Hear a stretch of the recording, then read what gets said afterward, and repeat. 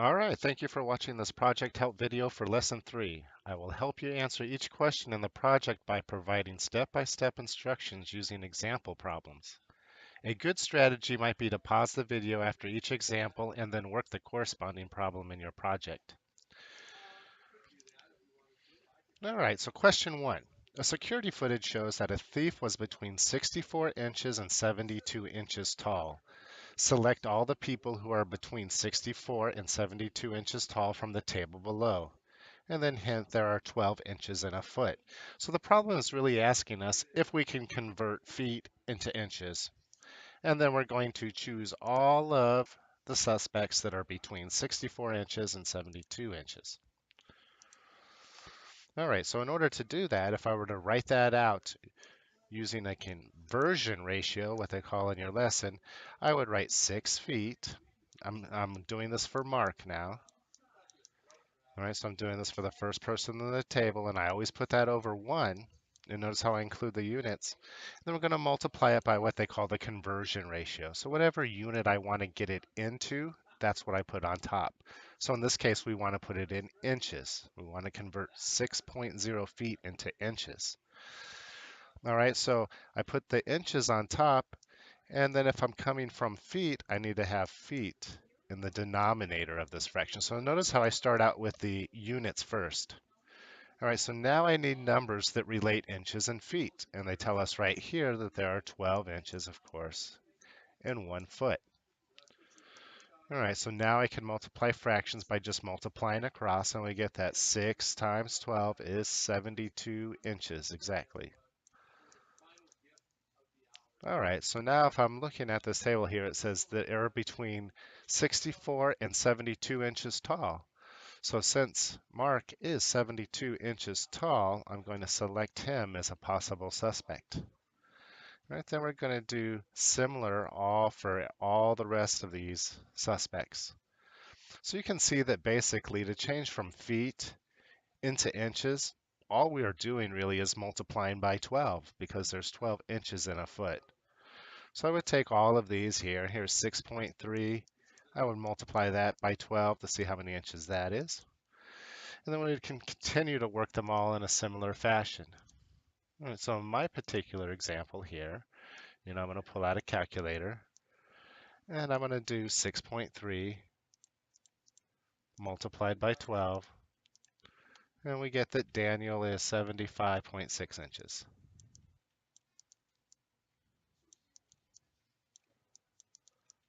All right, so I'm not going to select Daniel because it's taller than 72 inches. I'm going to do the next for On. She's 4.9 feet. Multiply that by 12 inches in each foot. So I'm just multiplying each and every one of these by 12. And you'll do that for every single one here, and we get that she is 58.8 inches tall. Too short, right? The thief is at least 64 inches tall. All right, Joey is 5.8 feet. So when I multiply that by 12, I get that he is 69.6 inches. All right, and that is within the range that has been specified. So I'm going to check Joey. Glenn is 5.9 feet. So I get that he is 70.8 inches. And that isn't within the range. So he is a possible suspect. And the same with Rose. So 5.7 multiplied by 12. We get 68.4 inches, which is within the range. So all 4 of those I mark as possible suspects. Now question 2 is talking about in your project a donut shop, in my case here a taco shop. All right, so Taffy's Taco Stand charges 80 cents per taco. There are 6 tacos in a pack and the thief stole 5 boxes of tacos. How many dollars did Taffy's Taco Stand lose? All right, so if there's 80 cents per taco, all right, then to figure out the cost of how many is in the cost of one box of tacos, right? I would multiply that by 6 because we are told that there are 6 tacos in a pack. So we have a box or a pack of tacos, and there's 6 of them. So I love drawing pictures. So here's my 6 tacos. 1, 2, 3, 4, 5, 6. Each and every one of these cost 80 cents. So if I multiply 80 times 0.80, sorry, that's 80 cents, right? And notice how I didn't multiply 80 times 6. If I did that, I would have how many cents it is. By changing this to 0.80, like how you would see 80 cents, then I'm figuring out how many dollars this is costing. And I'm doing that because down here the question does ask how many dollars did the taco stand lose? All right, so I changed my cents, right, into dollars, multiply it by 6. And here I get an answer that is, it says 4.8 when I do that on a calculator. But remember, this is dollars and cents. So 4.8 is actually means $4.80. We can add a 0 at the end. All right, so one box of tacos, or pack of tacos, costs $4.80. But the thief stole 5 boxes. So now all I have to do is take that $4.80, because that's how much one box cost, right, and multiply it by the 5 boxes that were lost. All right, so when I do that, I get $24. So my calculator, right, just said 24, but then I'm going to go ahead and write that in dollars and cents. All right, so in this case, they wanted to know how much total money was lost. So in this case, $24. So question 3 says, how much does it cost for a pack of tacos? Well, if you refer back to question 2, we pretty much already answered that question. We had to answer that question, right, to get our final answer of $24 lost for all the 5 boxes. So recall what we did there was say, hey, each taco is 80 cents. So that's 0.80 as a decimal in dollars. And there are 6 tacos in a box. So recall that we got that one box of tacos cost $4.80. It says, explain how to convert cents per taco to dollars per pack of tacos. All right, so they want to know how to do the conversion cents into dollars.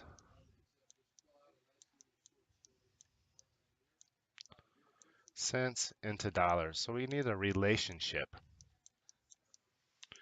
right? And the relationship that we know that is in 100 cents, right, is in $1. So there's the conversion ratio. So basically, if I were to explain why or how to convert cents per taco to dollars per pack, I would be explaining that I need to multiply it by the conversion ratio, 100 cents over $1. Right? So, or in this case, if we're going from cents into dollars, I would flip this ratio over and say in $1, there's 100 cents.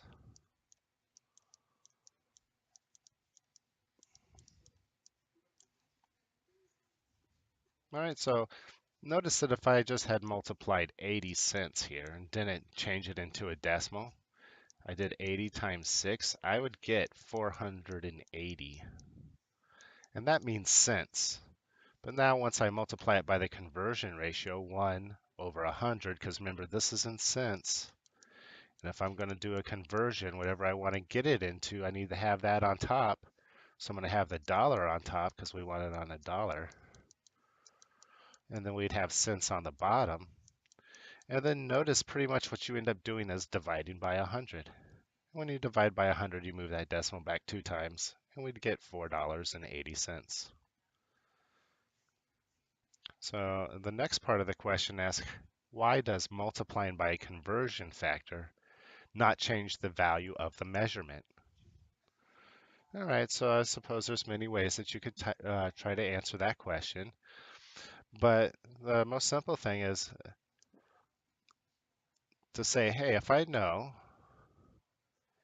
define 1 mile, we know that in 1 mile, for example, right, there's 5,280 feet.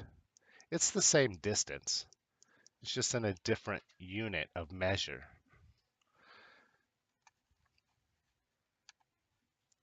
So in this case, in this particular example, if you had 480 cents, 480 pennies, you would have $4.80,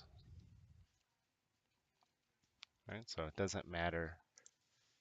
You can change conversion back and forth to each other using different measurements. All right, so question 4 here says Mark and Rose have been taken off the suspect list.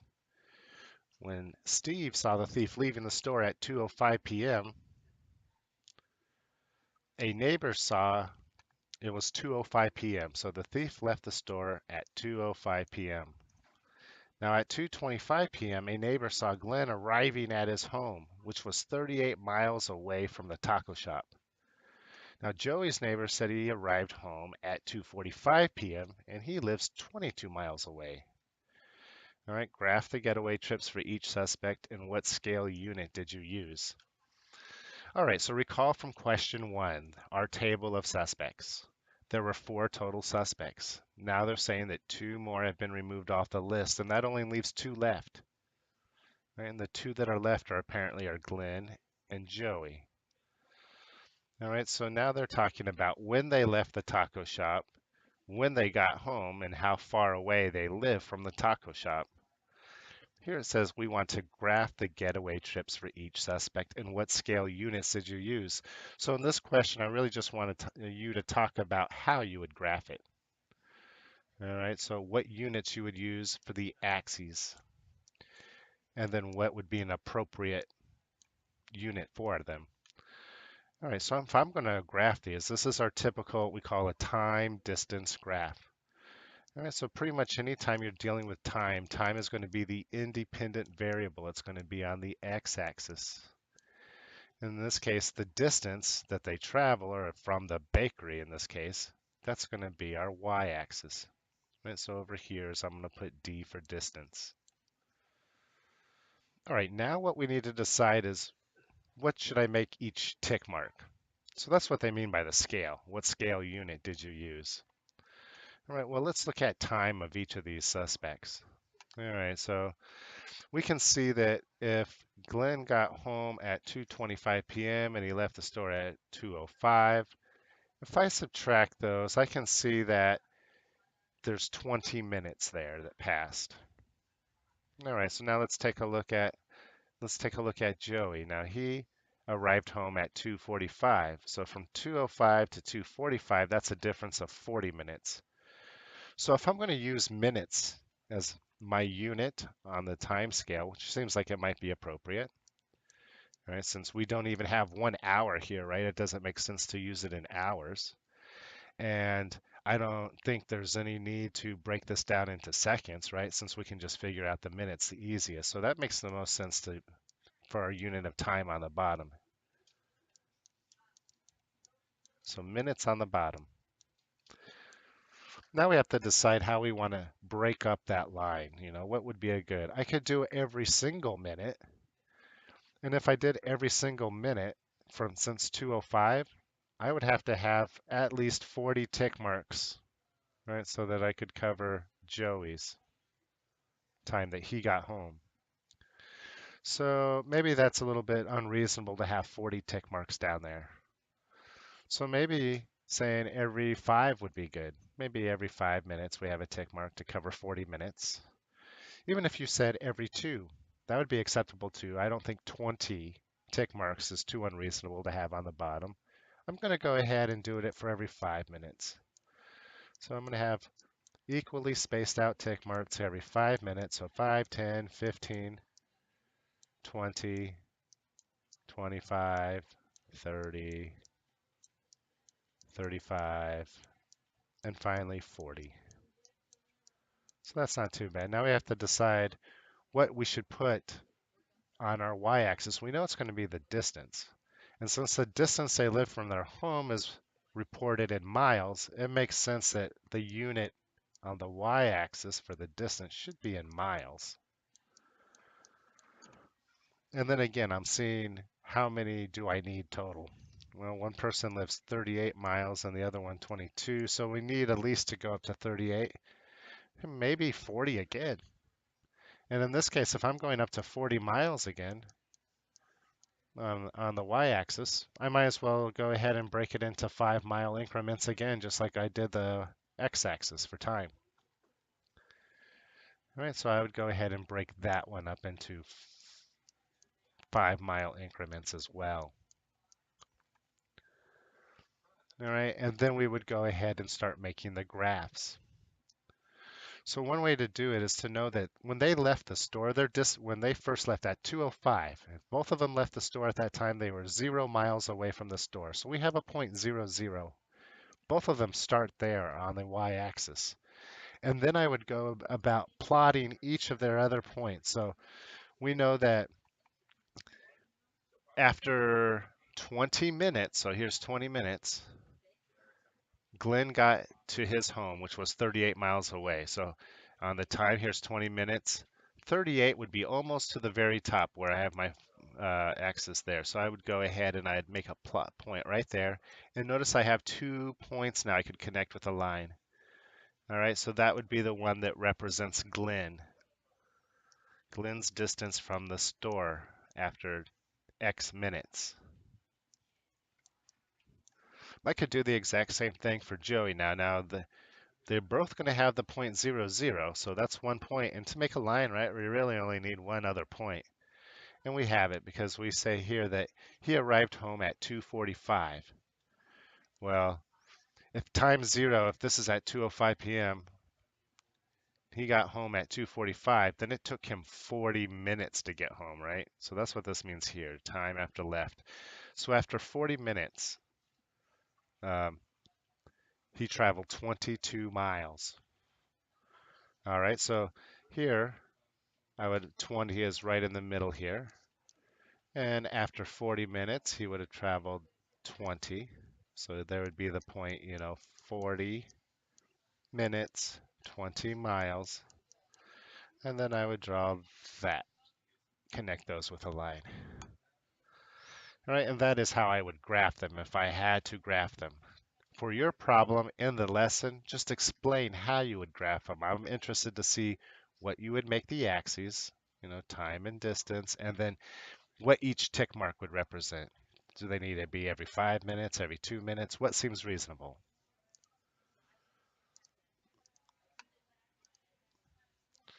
All right, so question 4 now asks, based on the information from the previous question, who is more likely to be the thief and why?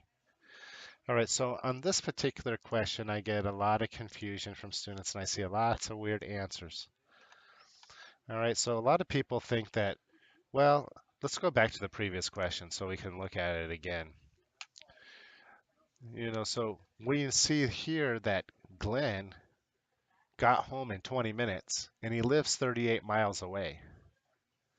All right, so the answer I get from a lot of people are, well, since he got home faster, he was probably speeding because he's guilty, and so then I think Glenn. All right, so then another neighbor saw Joey arriving home, so he made that trip in 40 minutes and he traveled 22 miles away. All right, so this is the information they want you to use to determine who is more likely the thief. All right, so one idea here is what you need to do is say, well, let's see, in 20 minutes, Glenn traveled 38 miles. All right, that's pretty fast. Let's see exactly how fast that is. Okay, so in 20 minutes,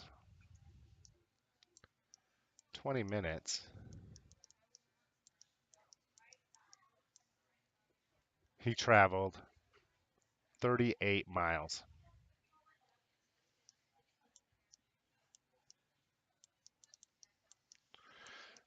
So we can go ahead and use that information to calculate the speed that Glenn was traveling. All right.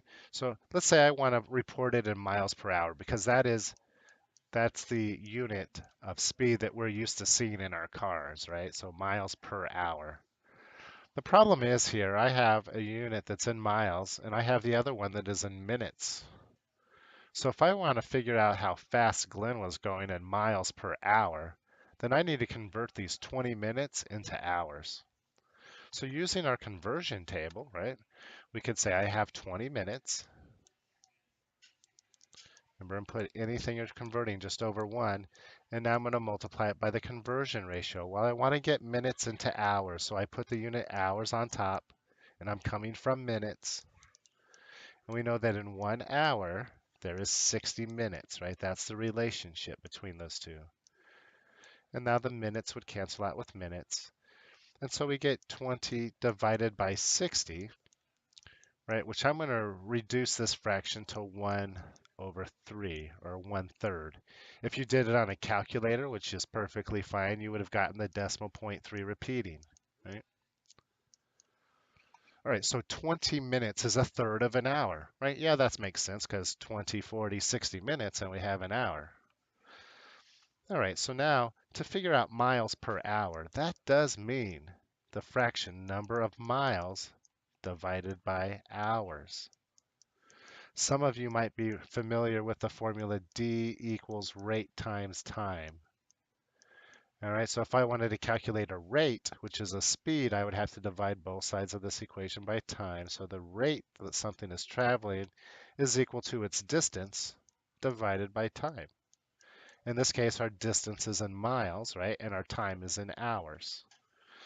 All right, so let's go ahead and do that with this example. Then if I take 38, which is the miles, right? And I divide it by the hours, which is 20 minutes, which we found out was 0.3 repeating, right? Or 1/3. You would get that Glenn is traveling, let's pull out our calculator, 38 times 3.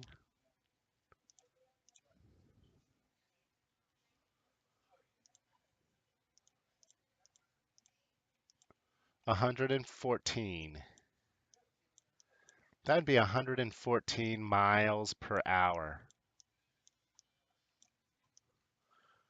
So that means the average speed that Glenn was traveling to get from the donut shop to his home, if he in fact was at the donut shop at 2:05, was 114 miles per hour. All right, that's even taking into account stops at stoplights, or if he's not, or turning and slowing down, just averaging 114 miles per hour.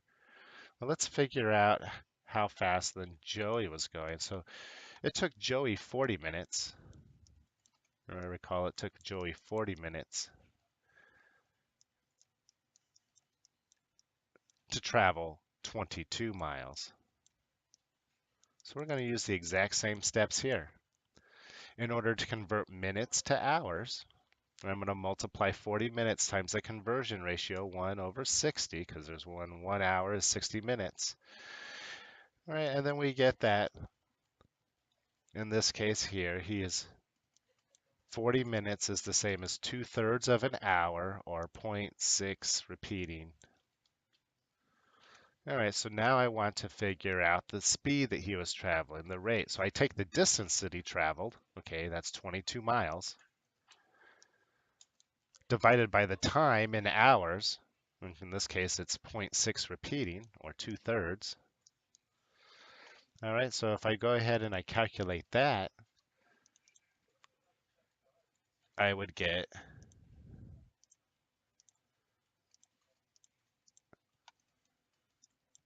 the number 33 miles per hour.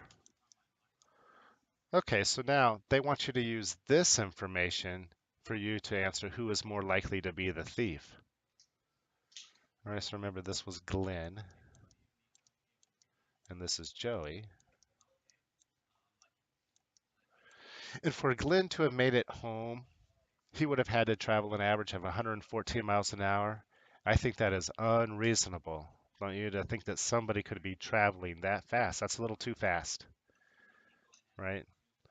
And in this case, Joey got home an average of 33 miles per hour, much more reasonable. So it's one of these kind of deals where I don't think that Glenn could have got home in that time fear. I don't think he could have gone 38 miles in 20 minutes. He would have had to been going too fast. It's not reasonable unless he had a helicopter or something. All right, so then the thief is more likely in this case Joey.